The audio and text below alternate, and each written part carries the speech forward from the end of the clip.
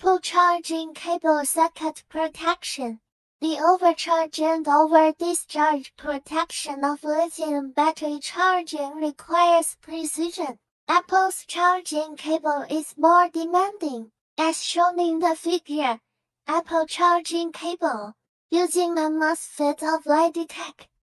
Part number LOM8012P, P-type 18 volts modes, current 8 amps, DFN package compact. Liditech has more MOS for selection, professional engineers to help select. There is a free electrostatic lightning strike laboratory for you to test. Welcome to contact at any time. Learning makes me progress and makes my mother happy.